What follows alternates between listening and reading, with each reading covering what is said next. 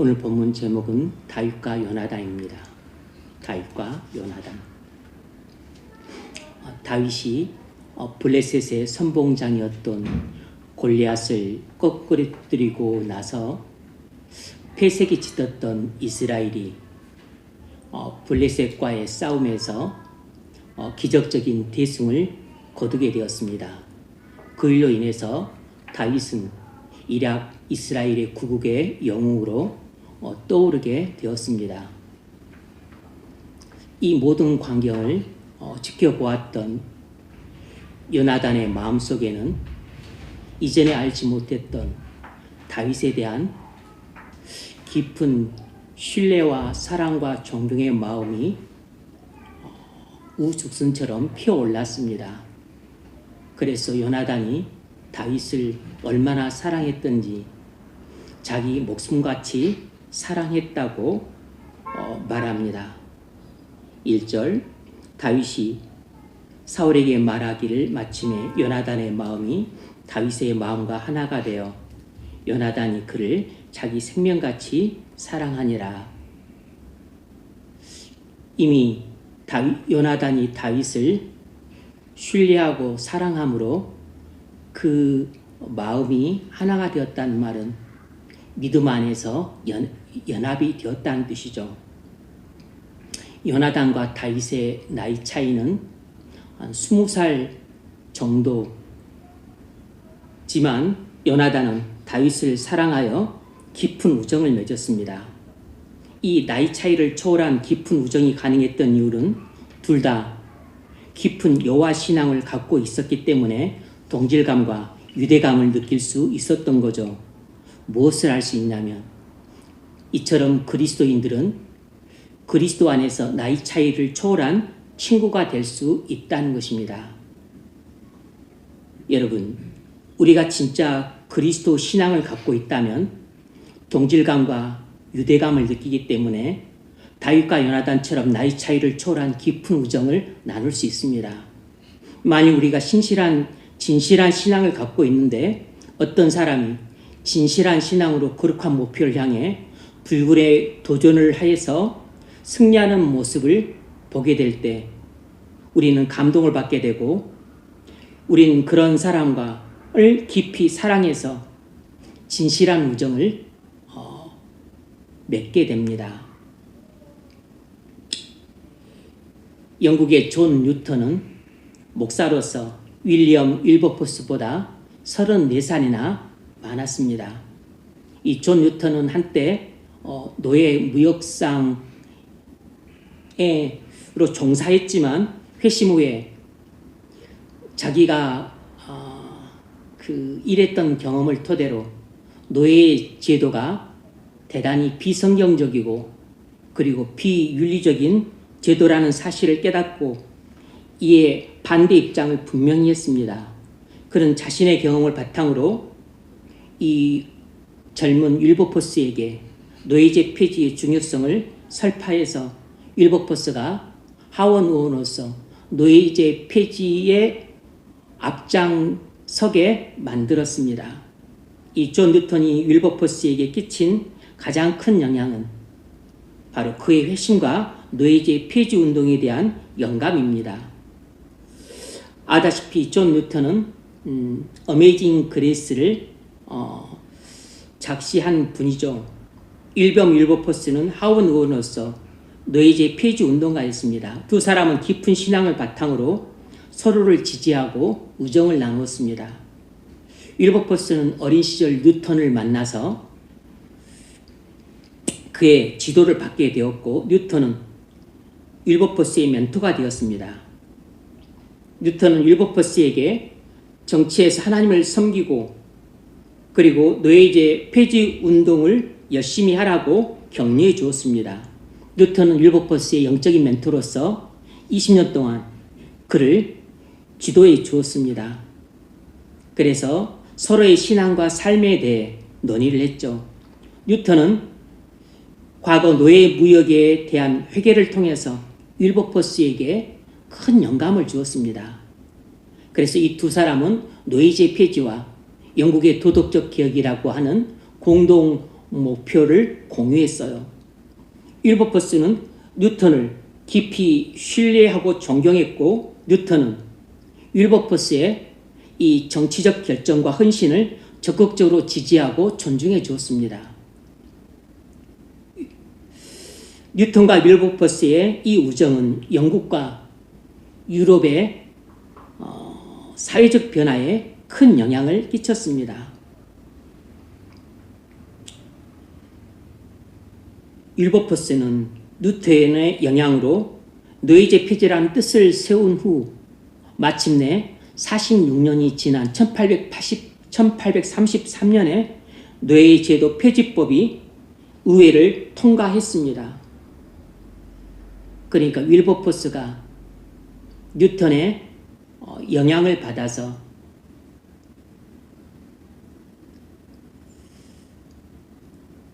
노예제 폐지에 앞장서기 시작한 지 46년 만에 노예제 폐지라는 이 법안이 통과되는 결실을 맺게 돼요. 그리고 3일 후에 윌버포스가 눈을 감습니다. 뉴턴과 윌버포스의 우정은 깊고 의미 있는 관계였습니다. 그들의 우정은 오늘날까지도 많은 사람들에게 영감을 주고 있습니다. 보통 목사와 교인 간의 관계를 우정이라고 표현하지는 않죠. 목사는 교인들의 어떤 영적인 스승이고, 또 교인들은 제자니까 또 달리 말하면 사제지간이라고도 말할 수 있는데, 어쨌든 뉴턴은 영적인 멘토로서 또 영적인 제자인 윌버포스를 지도하면서 사제지간이자 또 깊은 우정을 나누었던 거죠.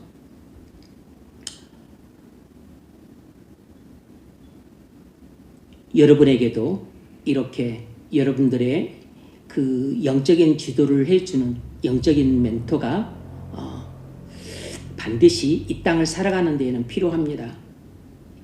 왜냐하면 혼자서 우리가 이 칠흑같이 어두운 세상을 길을 걸어갈 때 자기 혼자서 모든 것을 결정해 나갈 수는 없기 때문입니다. 또 하나 그리스도인들 간에 깊은 우정의 관계가 있는데, 그것은 J.R.R. 톨킨과 C.S. 루이스의 그 우정 관계입니다. 이 두 사람은 옥스퍼드대 영문학과 교수입니다. J.R.R. 톨킨은 1892년생이고 루이스는 1898년생인데, 톨킨은 43세, 그리고 루이스는 37세에 옥스퍼드대 영문학과 교수가 되었습니다. 그래서 두 사람은 이 옥스퍼드대에서 근 30년간 봉직을 했어요. 함께 봉직을 했습니다. 톨킨은 59년까지 재직을 했고, 그리고 루이스는 거기에 한 54년인가 있다가 또 케임브리지대로 나중에 옮겼습니다. 30년 가까이 옥스퍼드에서 같이 영문학 교수로 함께 재직을 했습니다. 그런데 원래 C.S. 루이스는 처음에 기독교 신앙을 가졌다가 나중에 기독교 신앙을 버렸었어요. 그런데 이 옥스퍼드대에서 이 J.R.R. 톨킨 교수를 만나면서 이 독실한 크리스찬이었던 이 톨킨 교수의 영향을 받아서 C.S. 루이스가 회심을 하게 됩니다. 그리고 톨킨 교수가 C.S. 루이스에게 기독교 신앙 진리에 대해서 자세한 설명을 해주고 그에게 또 진리를 가르쳐주고, 그러면서 그를 회심의 길로 인도를 하게 돼요. 그래서 잃어버렸던 이 신앙을 C.S. 루이스가 다시 갖게 됩니다. 뿐만 아니라 이 두 사람은 영문학자이자 작가였습니다. 그래서 이 C.S. 루이스가 1950년에 나니아 연대기라고 하는 아주 그 장편의 작품들을 쓰게 됩니다. 1950년부터 59년까지 한 10년간에 걸쳐서 7권의 이 나니아 연대기를 쓰게 되는데, 그때 나이가 6살 위였던 이 J.R.R. 톨킨 교수의 그리스도에게서 많은 영감을 받고 그리고 지도를 받아요. 그래서 이 나냐 연대기라고 하는 훌륭한 작품이 나옵니다. 기독교적인 주제와 그리고 교훈을 담고 있는 책이 소설이에요. 이 또 J.R.R. 톨킨 교수도 1954년, 55년 2년에 걸쳐서 이 두 해에 걸쳐서 그 유명한 반지의 제왕이라고 하는 걸작을 쓰게 됩니다. 이 걸작을 쓰게 될 때도 톨킨 교수는 또 C.S. 루이스의 영향을 많이 받게 됩니다. 왜냐하면 이 두 사람은 잉클리스라고 하는 이 문학 모임의 핵심 멤버들이었는데 그들은 이 모임에 참여해서 서로 작품들을 또 비판하고 또 격려하고 지지해주는 그런 역할을 했었어요. 1926년에 그들이 이 모임에서 처음 만났었을 때에는 뭐 처음부터 사이가 좋지는 않았지만 그런데 또 시나 소설이나 이런 작품에 대해서 서로 깊은 관심을 공유하면서 아주 친밀한 사이가 되었습니다. 그러면서 교분이 깊어지고 우정이 싹트면서 톨킨 교수가 기독교 신앙에 대해서 이야기를 하면서 마침내 C.S. 루이스가 회심을 하게 되고 그리고 그 회심을 토대로 해서 이런 기독교 걸작인 나냐 연대기가 나오고 또 기독교적인 주제와 이 가치와 교훈이 담겨 있는 반지의 제왕이라고 하는 이 톨킨의 작품도 그렇게 해서 나오게 된 것이에요. 그래서 이 두 사람의 이 깊은 우정은 인격적인 교제로만 끝난 것이 아니고 그리스도의 신앙을 토대로 해서 서로의 작품에 큰 영향을 미쳤고 그리고 서로의 그 생애와 사역에도 깊은 영향을 미치게 됩니다. 무엇보다 톨킨은 루이스가 무신론에서 기독교로 개종하는 데 결정적인 역할을 했던 거죠. 또 그들은 제1차 세계대전에 참전해서 겪은 그 비참한 경험과 어린 시절 부모를 잃은 슬픔을 공유하면서 정서적인 유대감도 깊었다고 합니다. 그래서 그들은 이 그리스도에 대한 깊은 신앙을 토대로 해서 서로에 대한 신뢰와 존경을 표하면서 개인적인 지지와 문학적 협력까지 나아간 진정한 우정의 관계를 보였던 거죠. 이 두 사람의 우정은 두 사람의 생애의 활력을 불어넣어 주었고 그리고 이 기독교적인 고도의 그 걸작품도 탄생케 했던 겁니다. 여러분에게도 이런 깊은 우정을 나누는 신앙적인 친구가 있습니까? 있기를 바랍니다. 만날 수 있기를 바라요. 그래서 서로 신앙생활에 큰 도전을 주고 여러분 삶의 문제에 대해 진지한 조언도 해주고 그리고 고난의 시기에 빠졌을 때 서로를 위해서 눈물로 기도해 줄 수 있는 그런 영적인 친구들이 있기를 바랍니다. 교회 안에서 같이 있으면서 빌립보서 4장에 나오는 요대와 순두개처럼 한 교회 한 지붕을 섬기면서 서로 싸우고 다투는 그런 관계가 되지 않도록 조심하셔야 됩니다. 함께 지내고 함께 살면 엄청 가깝고 친해질 것 같지만 그러기도 하지만 또 그와는 정반대로 엄청 사이가 나빠지고 서로 불신하고 개 닭보듯 하는 결혼지간이 될 수도 있음에 유념을 해야 됩니다. 그렇게 결혼지간의 관계가 되지 않도록 자기 자신을 잘 관리할 수 있기를 바랍니다. 세상 친구들은 말할 것도 없고 그리스도인 친구들도 우리와 멀어지거나 관계가 끊어질 수 있습니다. 서로 마음이 안 맞아 싸우기도 합니다. 그러면 얼음장처럼 관계가 냉랭해지죠. 심지어 그리스도인 친구조차 우리를 배신할 수 있습니다. 사실상 이 세상엔 진정한 친구란 없어요. 하지만 우리에게 유일한 진정한 친구가 계시는데 그분이 바로 예수님이십니다. 예수님은 우리를 친구라고 부르셨어요. 요한복음 15장 13절 사람이 친구를 위하여 자기 목숨을 버리면 이보다 더 큰 사랑이 없나니 너희는 내가 명령하는 대로 행하면 곧 나의 친구라. 이제부터는 너희를 종이라 하지 아니하리니 종은 주인이 하는 것을 알지 못함이라. 너희를 친구라 하였노니 내가 내 아버지께 들은 것을 다 너희에게 알게 하였음이라. 하나님의 아들이신 예수님은 죄인인 우리를 친구라고 부르셨습니다.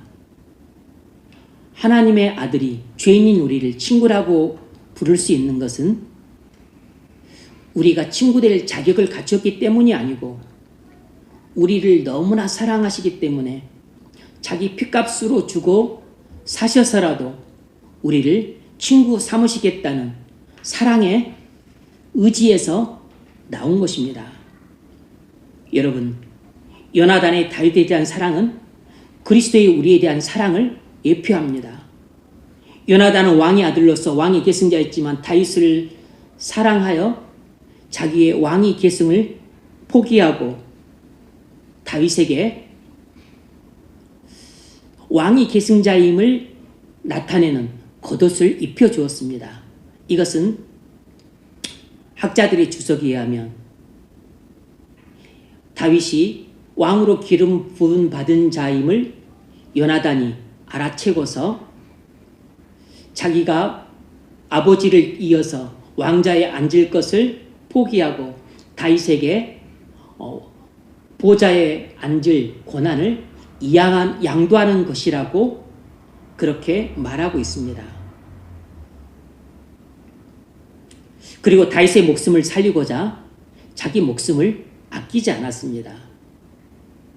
사무엘상 맨 뒤에 가면 요나단은 아버지와 함께 전쟁에 참가하는데 그는 진즉부터 자기의 죽음을 예견하고 있었습니다.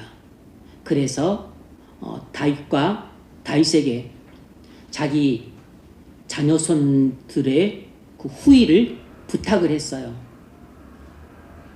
요나단은 다윗의 진정한 친구였습니다.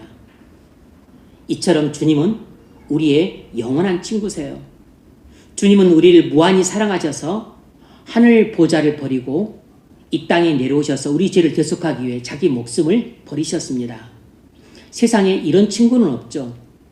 톨킨과 루이스처럼 그리스도인 친구들끼리 진정한 우정은 서로에게 좋은 큰 영향을 주고 도전과 격려를 줍니다. 많은 위기 있는 것은 사실이지만 한편으로는 해가 되기도 하고 한계도 있고 언젠가는 끝납니다. 그러나 주님은 우리의 영원한 친구세요. 주님은 우리 안에 계셔서 평생토록 함께 하시는 영원한 친구입니다. 주님은 우리 안에 영원히 내주하시기 때문에 우리를 결코 한시도 떠나지 않으심으로 주님은 늘 영원토록 변함없는 우리의 친구가 되십니다. 우리가 주님을 버린다 할지라도 주님은 결코 우리를 버리지 않으시고 우리가 주님을 배신한다 할지라도 주님은 결코 우리를 배신하지 않으십니다. 찬송가 394장에서 이렇게 노래합니다. 이 세상의 친구들 나를 버려도 나를 사랑하는 이 예수뿐일세. 예수 내 친구 날 버리지 않네. 온 천지는 변해도 날 버리지 않네. 검은 구름 덮이고 광풍이 일어도 예수 나의 힘 대시니 겁낼 것 없네. 예수 내 친구 날 버리지 않네. 온 천지는 변해도 날 버리지 않네. 3절 괴로운 일 당해도 낙심 말아라. 영원하신 주 능력 나를 붙드네. 예수 내 친구 날 버리지 않네. 온 천지는 변해도 날 버리지 않네. 뉴턴이 윌버포스의 회심과 신앙 전반과 생애에 지대한 영향을 미쳤습니다. 그들의 우정은 유럽과 영국 전역에 사회에 큰 영향을 미쳤어요. 톨킨은 루이스의 회심과 신앙 전반에 큰 영향을 미쳤고 두 사람의 우정은 두 사람의 작품 전반에 좋은 큰 영향을 미쳤습니다. 많은 도전과 용기를 불어넣어 주었어요. 톨킨 없는 루이스를 생각할 수 없고 루이스 없는 톨킨도 생각할 수 없을 정도로 그들의 우정은 깊고 뜨거웠습니다. 하지만 주님과 우리의 사랑만큼 깊고 뜨겁지는 못합니다. 그들은 하늘 보좌를 버리고 비천한 땅에 내려온 것이 아니잖아요. 하나님이 사람이 되신 것도 아니고 자기 목숨을 내준 것도 아닙니다. 주님은 하나님이 사람이 되셨고 하늘 보좌를 버리고 비천한 땅에 내려오셨고 자기 목숨을 내주셨습니다. 주님의 사랑만큼 넓고 깊고 뜨거운 사랑이 없습니다. 그 사랑은 지금도 계속되고 앞으로도 영원히 계속될 것입니다. 그래서 주님은 우리의 영원토록 변함없는 친구라고 부르는 것입니다. 이 세상의 친구들 나를 버려도 나를 사랑하는 이 예수뿐일세. 예수 내 친구 날 버리지 않네. 온 천지는 변해도 날 버리지 않네. 아무리 가깝고 친한 친구도 언젠가는 내 곁을 떠납니다. 그렇게 친하게 지내고 또 없으면 서로 그냥 못 견딜 정도로 늘 가까이 붙어 있고 함께 있으면 그렇게 좋던 친구도 언젠지 모르겠지만 관계가 싸늘해지고 냉랭해지고 그리고 특별한 다툼도 없었는데 관계가 끊어지고 그리고 오랫동안 만나지 못하는 친구들도 부지기수입니다. 하지만 주님은 우리를 한시도 떠나지 않으시고 그리고 어떤 경우에도 주님은 변치를 않으십니다. 그리고 주님은 이 땅에서도 함께 하시지만 저 하늘에서도 영원토록 함께 하시는 영원토록 변함없는 진정한 친구세요. 그러므로 톨킨이 루이스를 신뢰하고 루이스가 톨킨을 신뢰하고 뉴턴이 윌버포스를 또 존중하고 윌버포스가 또 뉴턴을 신뢰하고 존중했지만 그것은 약해질 수도 있고 변할 수도 있는 것이었습니다. 하지만 주님과 우리의 이 사랑의 우정의 관계는 결코 변하지 않습니다. 우리의 사랑이 식고 또 우리의 주님에 대한 사랑과 존경이 약해질 수는 있어도 우리에 대한 주님의 친구로서의 우정은 변하지 않고 사랑은 약해지지 않습니다. 우리는 조변석기 하듯이 늘 변덕스럽지만 우리에 대한 주님의 사랑은 흔들림이 없고 요동이 없습니다. 요나단은 다윗을 너무 사랑하여 자신과 다윗의 사랑이 자신들만이 아니라 자신들 후손들에게까지 계속되기를 바랬습니다. 그래서 그런 마음으로 언약을 맺었어요. 3절 요나단은 다윗을 자기 생명같이 사랑하여 더불어 언약을 맺었으며 요나단은 다윗에 대한 자신의 사랑을 높이 승화시키고자 그리고 영원히 계대시키고자 언약을 맺었습니다. 얼마나 요나단이 다윗을 깊이 뜨겁게 사랑하고 신뢰했는지 언약을 맺으면서까지 그 사랑을 후손들에게 계대시키고 싶었던 것이에요.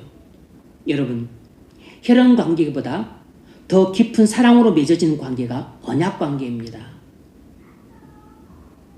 요나단은 혈연 관계였던 아버지 사울과의 사랑도 깊었지만 언약 관계였던 다윗과의 사랑이 더 깊었기 때문에 아버지 다윗이 그렇게 사울을 죽이라고 명령했었을 때에도 아버지 명령을 어기고 다윗의 생명을 보호해주고 그리고 다윗을 살려주고 지켜주고 그리고 자신의 왕의 자리까지 내주었습니다. 이것만 보더라도 혈연 관계의 사랑보다 언약 관계의 사랑이 훨씬 더 깊고 진하다는 것을 알 수 있어요. 결혼은 언약 관계입니다. 그래서 결혼 언약이라고 불러요. 기독교 관점에서 결혼 언약은 매우 중요한 의미를 담고 있습니다. 결혼은 단순한 사회적 계약이 아니라 하나님 앞에서 맺는 거룩한 언약이에요. 결혼을 통해 남자와 여자가 한 몸이 된다고 창세기 2장은 말합니다. 우리는 결혼 언약을 통해서 남자와 여자가 한 몸이 돼요. 그리고 결혼 언약을 통해서 이제 남자는 여자에게 복종해야 되고 여자는 남자에게 복종을 해야 됩니다. 그리고 결혼 언약을 맺는 순간 아내는 남편을 사랑해야 되고 남편은 아내를 사랑해야 됩니다. 이것이 에베소서 5장에 나와 있는 말씀이에요. 그리스도께서 교회를 사랑하신 것처럼 남편은 아내를 사랑하고 아내도 남편을 사랑해야 됩니다.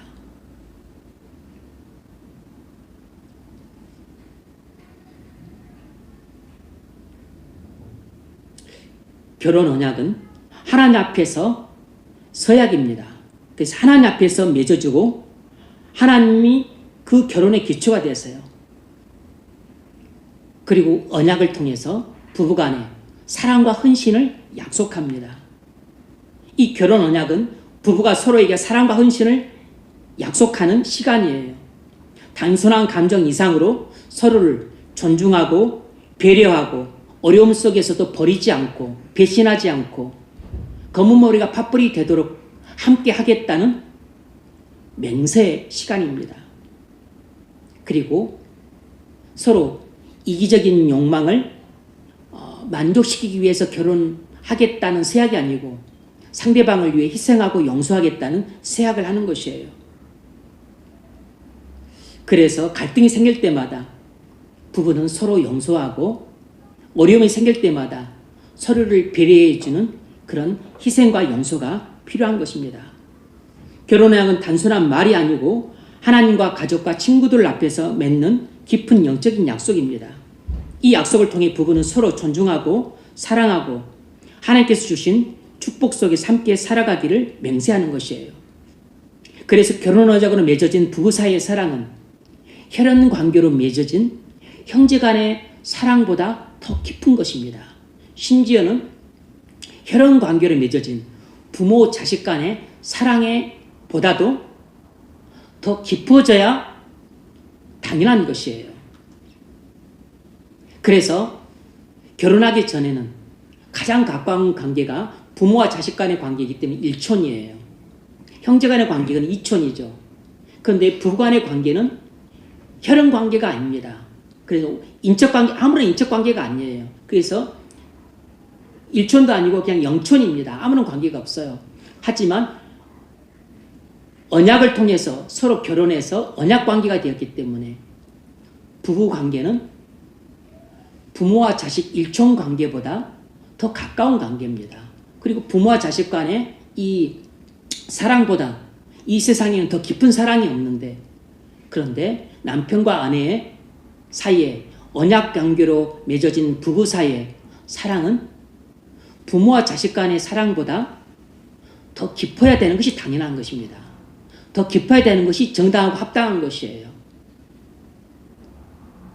그래서 내가 누구를 더 사랑하냐 그렇게 물어서도 안 되고 묻는 것도 어리석고, 그리고 묻는 것을 대답하는 것은 더 어리석지만 남편은 부모보다 아내를 더 깊고 뜨겁게 사랑해야 됩니다. 그리고 아내는 당연히 자기를 낳아주고 길러주고 희생했던 부모보다도 남편을 더 깊고 뜨겁게 사랑해야 돼요. 왜냐하면 언약관계이기 때문입니다. 하나님 앞에서 맹세하고 약속한 언약관계이기 때문에 언약관계는 혈연관계보다 더 깊은 것이에요. 여러분, 이 세상에서 부부간의 사랑보다 더 깊고 뜨거운 사랑의 관계는 없습니다. 그래서 부모가 그 부부간의 사랑을 흔들거나 깨뜨리려고 하면 안 됩니다. 부부 사이에 끼어서 감나라, 배나라, 대추나라 하면 안 되는 것이에요. 물론 자식에 대한 부모의 사랑이 있으니까, 또 인생을 살아온 경륜이 있으니까 이렇게 하면 좋겠다, 저렇게 하면 좋겠다, 조언이나 충고는 할 수 있지만, 그러나 부부간의 사랑의 관계를 깨뜨리는 말이나 행동이나 결정을 하는 것은 부모의 월권 행위일 뿐 아니라 언약관계로 맺어진 부부 사이의 관계를 이해하지 못하는 진리에 대한 무지의 소치에서 나온 어리석은 행동인 것입니다. 그런데 그런 부모들이 되게 많아요. 결혼 언약을 이해를 못하고 부부 관계를 이해를 못하는 것입니다. 그래서 어리석고 미련한 부부모 때문에 부부관계가 파경을 빚는 경우가 왕왕 있죠. 남편과 아내, 결혼 언약이 맺어진 이 부부 사이의 관계도 이 세상에서 가장 가깝다고 할 수 있는 부모 자식 간의 관계보다 더 가깝고 그리고 깊고 뜨거운 사랑의 관계인데, 그런데 이 관계보다 더 깊고 뜨거운 사랑의 관계가 있습니다. 그것이 바로 주님과 우리의 관계예요. 주님과 우리의 관계가 바로 언약의 관계입니다. 새 언약으로 맺어진 관계예요. 하나님께서 우리와 새 언약으로 관계를 맺으셨습니다. 그래서 이 새 언약을 친히 하나님의 아들이신 그리스도께서 십자가의 피로 성취하셨어요. 그래서 하나님은 이 새 언약을 통해서 우리에게 죄사함을 주시겠다고 약속을 하셨습니다. 그리고 말씀을 우리 마음판에 새기겠다고 약속을 하셨어요. 그리고 성령의 내주를 통해서 우리를 지도해 주시겠다고 약속을 하셨습니다. 그러므로 하나님이 언약을 통해 약속하신 바이기 때문에 영원토록 변치 않는 약속이에요.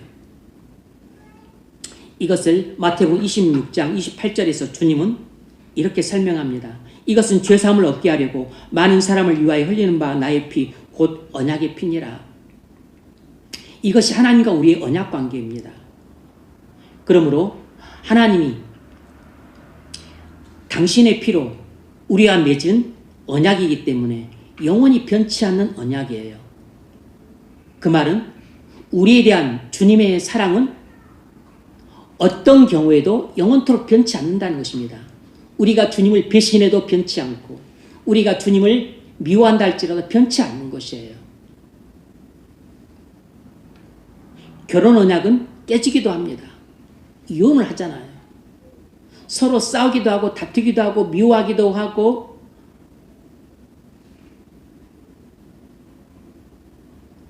결혼 언약은 유한합니다. 왜냐하면 이것은 사람과 사람과의 언약이기 때문이에요. 물론 하나님 앞에서 서약한 언약이지만 사람과 사람과의 언약이기 때문에 깨질 수도 있습니다.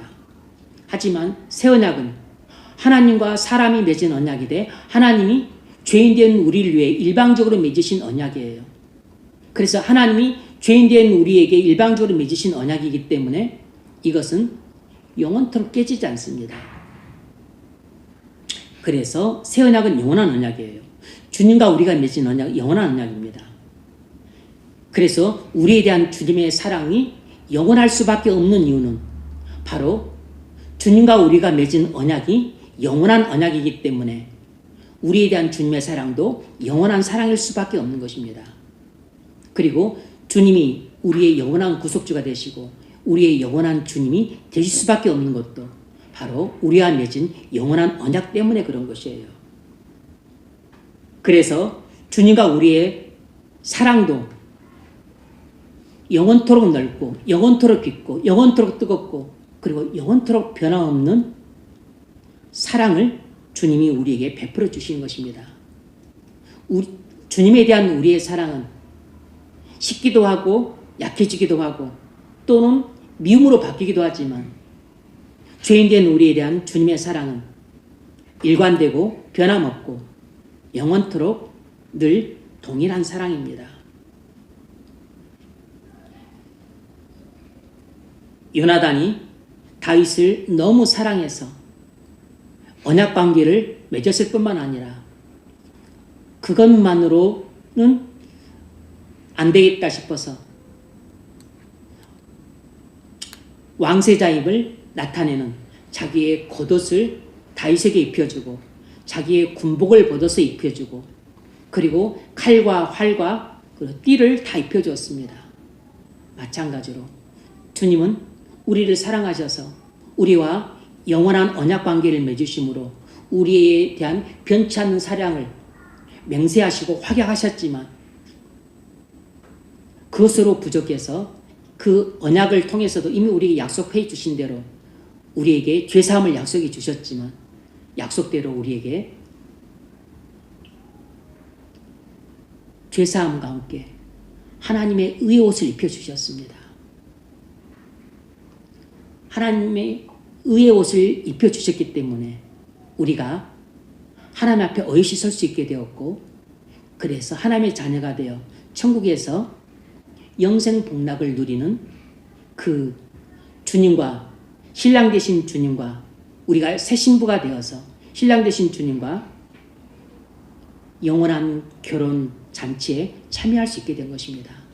하나님의 의라고 하는 예복을 입고 그 결혼 잔치에 신부로 참여할 수 있게 되었어요.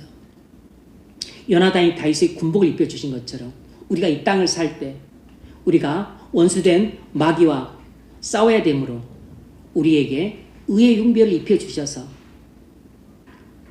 하나님의 뜻에 순종하는 삶을 살아가므로 사단이 쏘아대는 그런 화살을 맞아도 막아낼 수 있게 하셨고, 우리에게 요나단이 다윗에게 칼과 활을 집어준 것처럼 주님은 우리에게 성령의 검을 들려주셔서 마귀와 싸워서 승리할 수 있는 무기를 주셨습니다. 하나님 말씀이라고 하는 성령의 검을 들려주셔서 말씀으로 사단을 물리치고 대적할 수 있게 해주셨어요. 뿐만 아니라 요나단이 다윗에게 띠를 둘러준 것처럼 우리에게 성령의 띠를 둘러주셔서, 진리의 띠를 둘러주셔서 진실함이라고 하는 띠로 우리가 묶고서 이 땅을 살아갈 때 성도로서 죄와 세상과 사단과의 싸움에서 승리할 수 있게 하셨습니다. 만일 우리에게 이 진실함이라고 하는 성품이 없다면 우리는 위선자가 되고 말 것이고, 표리부동하고 언행이 불일치한 위선자가 된다면 우리는 원수와의 싸움에서 이길 수가 없습니다. 성도의 강력한 무기 가운데 하나는 진실함이라고 하는 무기예요. 군인이 띠를 두르지 않으면 전장에서 싸워서 이길 수가 없습니다. 성도가 진실함이라고 하는 무기로 두르고 있을 때 우리는 사단과 죄와 세상과의 싸움에서 이길 수가 있습니다. 요나단은 다윗을 너무 사랑해서, 목숨같이 사랑해서 언약을 맺었고, 그리고 자신이 소지하고 있던 왕자로서의 모든 귀중품들을 다윗에게 다 주었습니다. 주님은 요나단처럼 우리를 영혼부터 영혼까지 사랑하셔서 자신의 하늘 보좌를 버리고 이 땅에 내려오시고 사람이 되시고, 그리고 자기 목숨을 십자가에서 내주심으로 우리의 죄를 사해 주시고, 그리고 하나님의 의를 옷 입혀 주시고 우리에게 전신갑주를 입혀 주셔서 이 땅에서 죄와의 싸움에서 승리하게 해주시고, 그리고 자신이 앉았던 하늘 보좌 우편에 우리도 떡하니 앉도록 자리를 내주셨습니다. 그리고 우리에게 하나님의 의라고 하는 옷을 입혀주셔서 신랑된 예수님의 새 신부로 예복을 입고서 그 영원한 결혼잔치에 참여하게 하셨습니다. 바로 이 새 언약은 우리에게 있어서는 영원한 하늘나라에서의 결혼잔치에 참여할 수 있는 언약도 되는 셈입니다. 주님과 우리의 요나단과 다윗의 관계가 언약 관계인 것처럼 주님과 우리의 관계도 언약 관계예요. 언약 관계는 혈연 관계보다 더 깊고 더 넓고 더 뜨겁고 더 진합니다. 혈연 관계의 사랑이 이 세상의 어떤 관계보다도 더 깊고 뜨겁죠. 하지만 언약 관계에서의 사랑은 혈연 관계의 사랑보다 훨씬 더 깊고 뜨겁습니다. 그러므로 우리는 아버지, 엄마를 사랑하는 것보다 주님을 더 뜨겁게 사랑해야 됩니다. 심지어 이 세상에서 가장 내가 뜨겁게 사랑해야 될 대상인 내 배우자보다도, 남편보다, 아내보다도 우리는 나를 위해 모든 것을 버리신 언약 관계이신 예수님을 더 뜨겁게 사랑해야 돼요. 심지어 부모가 자식을 사랑하는 것이 뜨겁죠. 자식에 대한 부모의 사랑을 막을 수 있는 게 없습니다. 그런데 자식을 부모가 아무리 사랑한다 할지라도 주님보다 더 사랑하면 안 됩니다. 그렇게 되면 자식은 우상이 돼요. 주님보다 더 사랑하는 자식을 주님이 기뻐하지 않습니다. 그것은 부모에게도 해가 되지만 자식에게도 해가 돼요. 주님보다 부모가 자식을 더 사랑하게 되면 반드시 거기에 해를 입게 됩니다. 왜냐하면 우상 숭배를 하나님이 가증히 여기시기 때문입니다.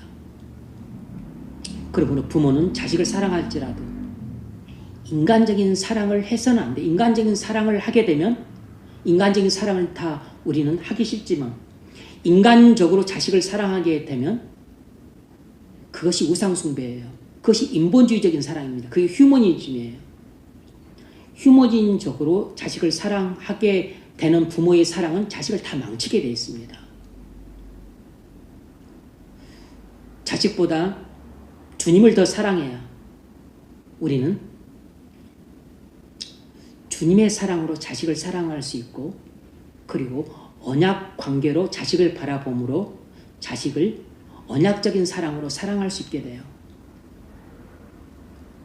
모든 관계를 하나님 백성들은 언약적인 관점으로 바라보고 사랑을 해야 됩니다. 성도 간의 관계도 인본주의적인 사랑을 하는 게 아니에요. 우리는 언약 관계로 맺어진 사람들입니다. 우리는 다 새 언약 백성이기 때문에 우리는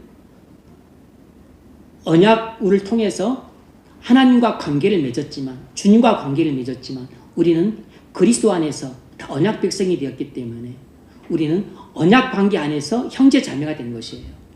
그리스도인은 언약 관계입니다. 언약 관계이기 때문에 형제라 부르고 자매라 부른 것이에요. 언약 관계가 아니고 혈연 관계라 보자면 우리는 남남이죠. 우리는 피도 안 섞였는데 왜 형제 자매라고 부릅니까? 왜 우리가 하나님을 아버지라 부르고 예수님을 우리의 주님이라 부릅니까? 혈연 관계가 아니에요. 우리는 언약 관계입니다. 그래서 하나님 나라에서 가장 중요한 관계는 언약 관계예요. 그래서 하나님 아버지와 언약 관계니까 아버지라 부르고, 언약 관계니까 예수님을 성자 하나님이라 부르고 우리의 구주 주님이라 부르는 것입니다. 그리고 다른 성도들과의 관계가 언약 관계니까 형제 자매라고 부르는 것이에요. 그러므로 형제 자매인 우리의 언약 관계는 혈연 관계의 사랑보다 더 깊어야 됩니다. 그래서 우리가 부모를 사랑하고, 그리고 형제도 사랑하고, 그리고 물론 친구나 직장 동료도 사랑해야 되지만 언약 관계로 맺어진 다른 성도들을 우리는 혈연 관계보다도 더 사랑해야 그것이 정당한 것입니다.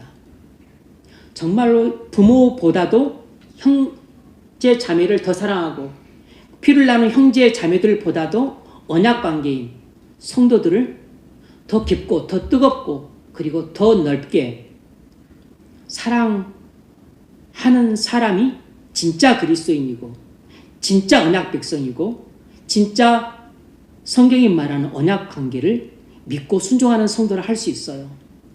언약 관계는 그냥 입에만 팔린 말이 아니고 언약 관계를 이해한다면 그것만큼 우리에게 있어서 복된 선물이 없는 것입니다. 성부, 성자, 성령 하나님과 우리의 관계는 전부 언약 관계예요. 언약을 빼버리면 우리는 하나님과 우리의 관계는 파토나는 것입니다. 아무런 관계도 아닌 것이에요. 그래서 그리스도인을 언약 백성이라고 부르는 것입니다.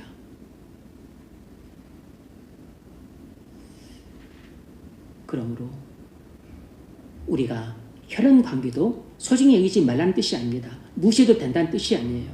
혈연 관계도 하나님의 다 섭리가 있기 때문에 소중히 여겨야 되고, 그리고 사랑해야 되고, 그리고 귀하게 여겨야 됩니다. 친구나 동료의 관계도 우리가 소중히 여기잖아요. 그러나 언약 관계는 혈연 관계보다 더 진한 관계입니다. 더 깊은 사랑의 관계라고. 왜냐하면 이건 하나님이 주신 관계이기 때문입니다. 이것은 하나님의 피, 그리스도의 피로 맺어진 관계이기 때문이에요. 그리스도의 피값으로 맺어진 관계이기 때문에 단순히 피를 물려받아서 자연적으로 맺어진 혈연 관계보다 더 깊은 관계입니다. 이것은 부모의 피를 물려받은 것이고 언약 관계는 그리스도의 피를 물려받은 것입니다. 그리스도의 피는 인간의 피보다 더 고귀하고 거룩하죠. 그래서 언약 관계는 혈연 관계보다도 더 고귀하고 거룩한 관계입니다. 그래서 성부, 성자, 성령 하나님과의 우리의 관계는 뗄래야 뗄 수 없는 불변한 영원한 관계고, 그리고 그 언약 관계에서 맺어진 또 다른 관계가 바로 나와 다른 성도 간의 관계예요. 그래서 우리가 형제 자매라고 부르죠. 언약으로 맺어진 깊은 관계인 것입니다. 그러므로 우리가 개 닭보듯 무시하거나 견원지간처럼 으르렁거리며 싸우거나 등 돌리고 척지거나 하는 것은 우리가 잘못 살고 있는 것입니다. 언약 관계를 깨뜨리고 있는 행위예요. 언약 관계의 깊은 사랑을 이해할 수 있기를 바랍니다. 요나단과 다윗의 관계는 언약 관계의 진실한 사랑을 보여주는 좋은 예시입니다. 다윗과 요나단은 단순한 인간적인 우정이 아니에요. 휴머님적인 사랑이 아닙니다. 그건 언약적인 사랑이에요. 그러므로 주님과 우리가 언약 관계를 맺어진 영원한 친구라는 사실을 기억하십시오. 그리고 우리는 다른 성도들과 언약 관계를 맺은 형제 자매들입니다. 그래서 주님이 우리를 영원토록 변치 않고 사랑하고 우리가 그 사랑을 알기 때문에 우리는 다른 성도들도 영원토록 변치 않는 마음으로 사랑하고자 하는 것입니다. 그런 믿음으로 살아갈 수 있는 저와 여러분 되시길 주의 이름으로 축원합니다.